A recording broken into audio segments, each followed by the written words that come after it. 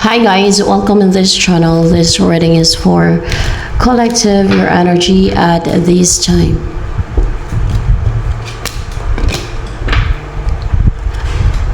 Naka-recover ka na from betrayal or yung parang inattack ka talikod or binackstab ka. Yan. And nag-heal ka na ngayon with a temperance or kalmado, relaxed.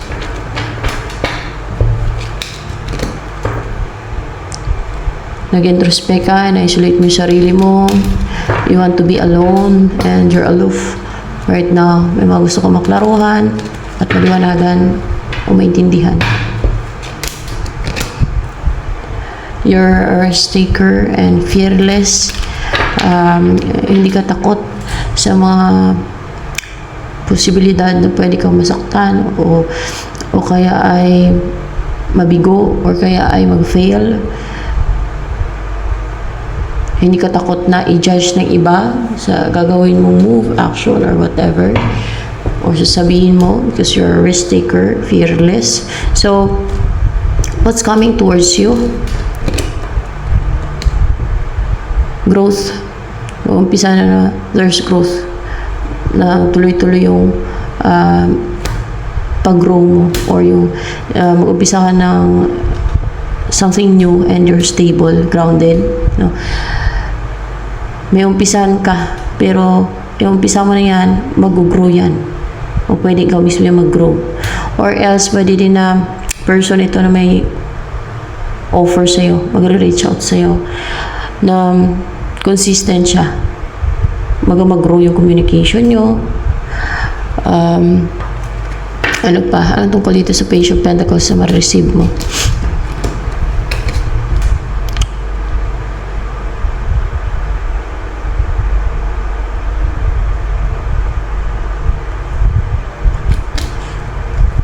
Ano yung marireceive mo na yan sa Page of Pentacles? Meron nga yan sa'yo, may isend sa'yo. Possible this is message talaga eh. Nag-aantay ito. Kasi naging defensive, naging guarded, nagtaas ng wall. Maring takot. Kaya naging defensive. At nag-aantay siya. Ano yung naantay niya? Yung makapag-take siya ng action o makapag-take ng action sa kanya o yung time na mag-umpisa na siya mag-take na action towards you. More clarification with this Ace of Wands, anong action yan? Meron na siyang gagawin. Yung mag-umpisa na active na ba? Active ka na. Eh? Hindi, na-active na siya. Pwedeng siya yung active. Siya yung active niyan. Siya na yung active na. Pwede na siyang pumilos, pwede na siyang gumalaw, pwede na siyang mag-umpisa na ipurso ka, kausapin ka, kontakin ka, ganyan. Yun ang inaantay niya.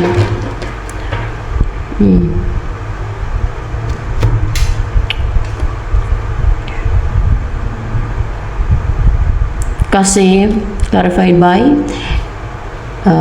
Six of Pentacles. Active na siya kasi wala nang nagbibigay sa kanya ng mga energies o negativity o influences. Wala nang nagbibigay sa kanya ng mga negativity. Ito, ano ba itong negativity? No. Spells? Baka spells. Spells. Wala nang nagbibigay sa kanya ng spells na nakatake sa isip niyo. Inantay niya.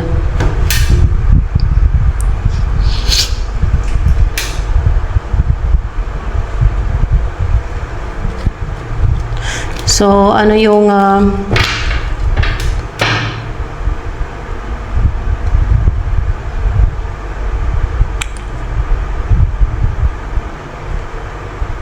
sure na gagawin yan towards you ng may offer na yan sa'yo, may bibigay o mag-reach out.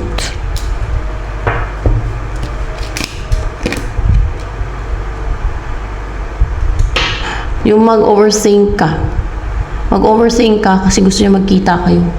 Mapaisip ka, parang siguro magdi-decide ka kung makipagkita ka ba o hindi. Para mamroblema ka, para mag-overthink ka. Kasi gusto niya makapagkita sa'yo.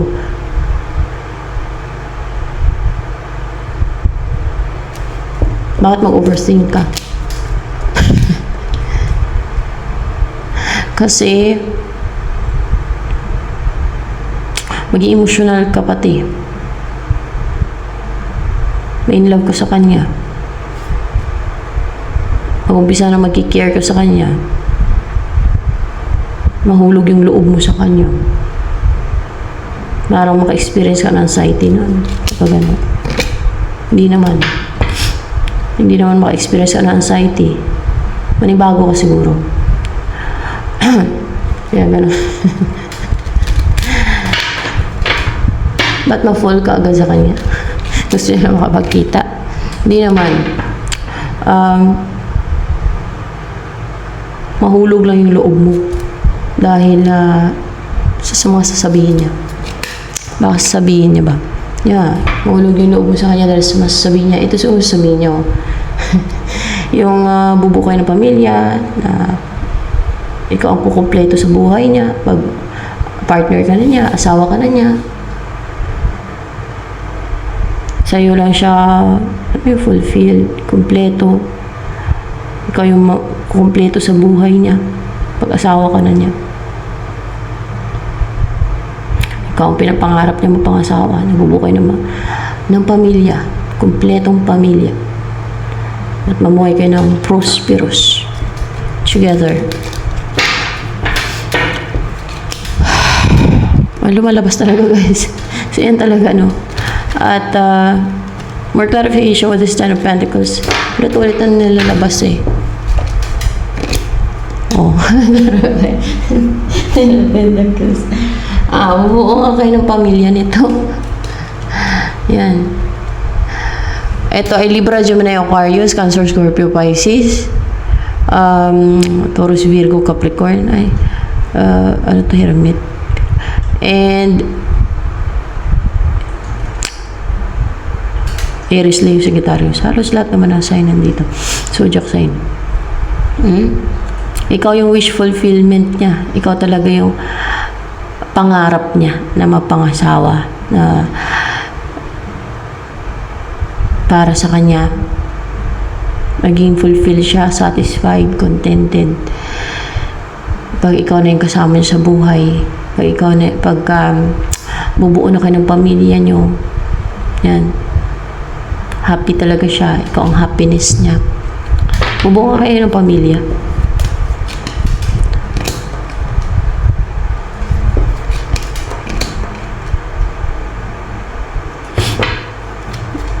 Ten of Pentacles. Yung kahit hindi ka daw attractive. Tama ba? Kasi Queen of Wands, hindi attractive ba yung Queen of Wands? Sinasabi niya kahit hindi attractive. Hindi. Kahit hindi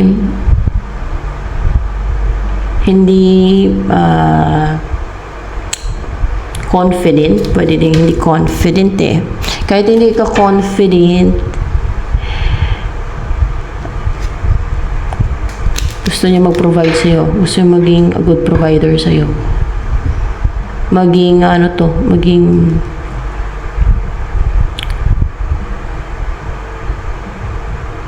secured ang buhay mo sa kanya. Yan. Kung kaya hindi ka confident, may mga nangyari yan sa buhay mo. May mga pinagdaanan ka yan. May mga manipulation kasi yung iba, eh. Mga ginagawa, eh. Lalo yung mga hidden. Alam mo na. Mga spiritual. Kunti lang yung confidence mo, yun.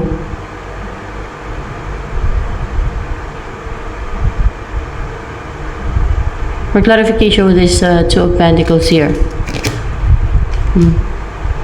May napajuggling sa kanya. May napajuggling daw sa inyong dalawa. May napajuggling. Na may nagsend ng illusion. Deceit. May gumawa ng deceit. Para mag-juggling siya. Para mag-juggling ka. Para hadlangan yung union ninyong dalawa. So, yun ang lumalabas dyan. Pero, ikaw talaga yung pangarap niyo mapangasawa. Yan. Lumalabas talaga yung deceit dito. May humadlang sa inyo, may nang manipula sa utak nyo. Anong klase ng deceit yun yung ginawa sa inyo? Oh, yan talaga, deceit talaga. May deceit talaga. Minanipula, kinontrol kayong dalawa, pinaglayo yung loob nyo sa isa't isa. Kaya hindi na kayo close. Mabigat ang loob nyo sa isa't isa dahil sa gawa ng witchcraft. Gumawa ng witchcraft sa inyo. Witchcraft. Demonic. Magician. Gawa ng magician. Alam niyo na magician. Ang kukula, mga ganyan. King of Swords and Reverse, pero hindi niya mapigilan yung damdamin niya sa'yo, yung pagmamahal niya siguro sa'yo, yung emosyon niya sa'yo, yung feelings niya sa'yo.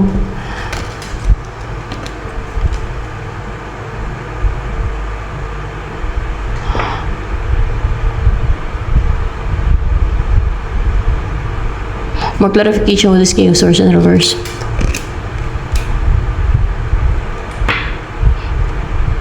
Na ikaw pa rin talaga yung fulfilled siya, happiness niya. Sa'yo, sa'yo siya talaga maging fulfilled eh. Ikaw yung wish niya talaga, ikaw talaga yung fulfillment niya, ikaw talaga yung gustong-gusto niya, na alam niya maging masaya siya at maging fulfilled. Yan. Hindi niya mapigilan yung desire niya na makasama ka, mapangasawa ka, ikaw talaga yung maka-fulfill sa kanya. Ikaw talaga yung makapagpasaya sa kanya. Hindi niya mapigilan yung emosyon niya kasi natigil yung equal give and take sa inyo eh. Yung pwedeng communication, o kung anong meron kayo dati na there's equal give and take sa inyo at that time. Yeah. Nine of Pentacles.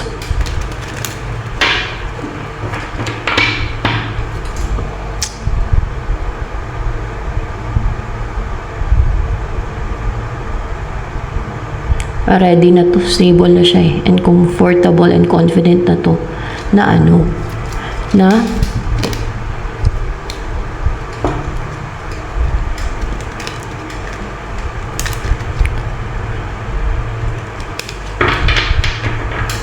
for clarification,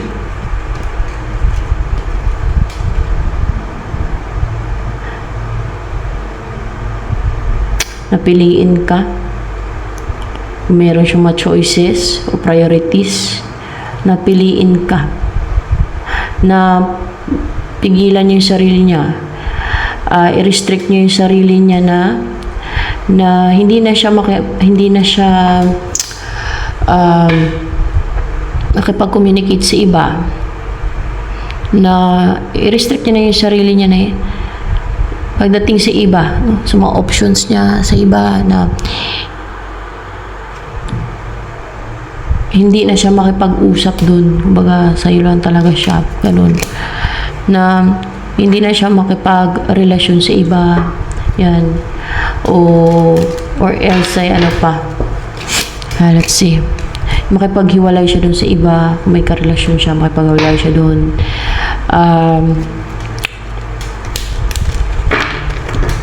Kasi ikaw talaga ang gusto niyan. So, ayan. Makipag-iwalay na siya sa third party. Yan.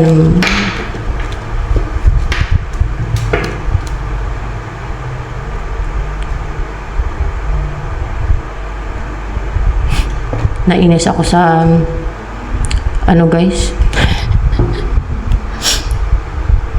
Gumagawa ng deceit sa akin. Ako yung kinukulam nila. No, mga taga dito lang din. Tapos binabantayan nila yung buhay ko, yung mga galaw ko, yung mukha ko, kung nag-improve ba, kung naka-recover ba sa ginagawa nilang pangkukulam. dahil may mga ka-chat ako dati sa Facebook, ka-chat lang naman yun. Meron kasi doon na yung ginamit yung picture ng mga sikat na naka-chat ko din. Yung iba doon, mga African yun eh. Yung meron pa niyan dati na akala nila si Chanyol Park talaga yun. Hindi yun si Chanyol Park, African yun. Umamin yun nung huli sa akin. Sa kanya na lang yun, yung African eh. Bagay sila ng African. Ako yung tinitirada yung mukha ko. Naiyak ako kanina nang nakita ko yung mukha ko sa lamin. Kasi, hindi talaga ganyan ang mukha ko eh. Ina-atake nila ng deceit. Kung sila kaya ganyan nila, anong pakiramdam nila? Ano kayang mangyari sa kanila? Baka sila magpakamatay na kung ganyan ang gawin sa mukha nila. Naiyak ako kanina kasi grabing deceit talaga.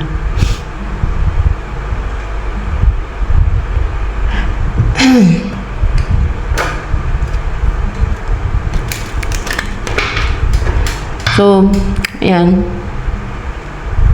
Death card. Hindi naman ako alam sa kanila. Kung inagaw nila yan, ginayuma nila yung mga kachat ko na yun dati, hindi ko naman pinigilan yun. Oh. Wala naman pakialam sa kanila. Talagang ako pa talaga hanggang ngayon, ayaw kong tantanan. Yung mukha ko, tinatarget nila. Grabe, desperate, grabe, baliw sa lalaki. Lalaki lang yan, ganon sila ka-desperado. Bagay naman sila ng African eh. Bakit akala niya sa channel part talaga yan? African yun. Bagay naman silang dalawa.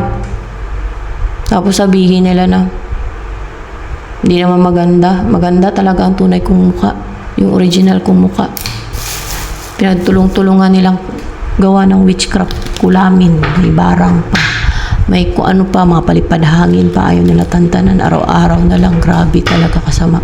Tapos sabihin nila, pag in-expose sila, sabihin nila, nambibintang, nangingialam. Gano'n lang talaga sabihin nila. Kasi hindi naman makita eh, patago eh. Pero may mga nagbubuking sa kanila. May mga nagsusumbong sa pinagagawa nila. Nakikita din ng Diyos yan pati. Sila din ang magdusa niya sa kabilang buhay. Hindi ang palagpasin ng Diyos ang ginawa nila sa akin. Very injustice.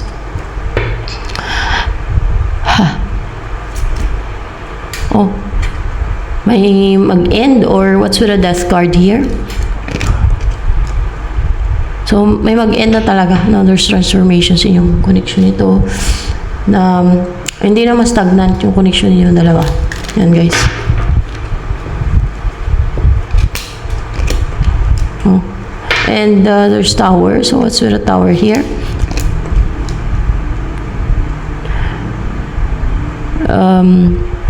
Merong nag-end and merong ma-destroy o mag-end. It's because there is ending o may ma-destroy. Siguro yung mga nakaraan ninyo na stagnant yung connection nyo, yung ma-destroy, yung stagnant na yun. Yung wall, no? Yung wall between the two of you, yan. Ay, ano ba tong tower dito na ma-destroy? Wall yan na magitan sa inyo. Na, see? Mga humaharang, mga pumipigil, no? Ma-destroy yung mga pumipigil, yung mga gumagawa ng mga kadimonyohan sa inyo. Ang mga deceit at kadimonyohan. Ma-destroyan sila. That's why maging maging active na at maging passionate and driven na goal driven na mag-take ng action. Si person mo, alam mo, kikilos na kayo to be together. Yan. So yan, at magsasucceed yan na you will be together. Oh. Kasi hindi na yan sila makapag-take na action. Ma-destroy at may mamatay ba sa kanila sa mga gumawa ng deceit sa inyo. Let's say, may mamatay sa mga gumawa ng deceit sa inyo. Kadalasan pa naman yan guys nagtutulungan. Gaya lang sa akin, pinatulungan nila ako, ang dami nga eh.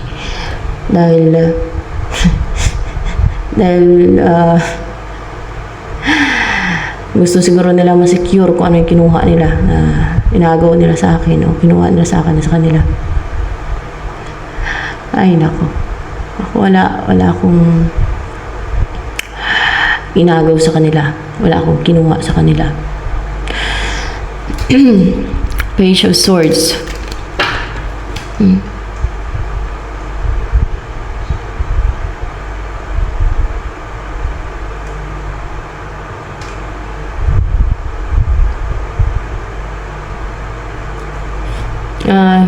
Hindi maging masaya ang mga yan. Maging malungkot kasi hindi na makapag-take na action. Yung mamatay, o kaya maging malungkot yung iba kasi malungkot sila dahil sa may namatay silang mga kasamahan. Ganun, char. Mga kasamahan talaga. Hindi dahil mamatay yung isa sa kanila.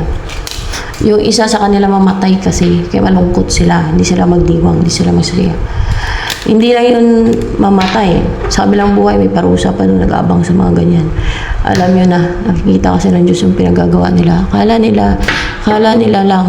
lang nila na hindi sila paparusahan. Nasa Bible yan. Nakasaad yun sa Bible na ang hatol ng Diyos sa mga ganyan ang gawain. Makademonyohan na yan. No, alam niyo na, ano yung ibig sabihin kademonyohan. Doon niya itatapon sa impyerno, sa lake of fire na may sulfur ang kaluluwa ng mga yun. Yan. So, ito na lamang for collective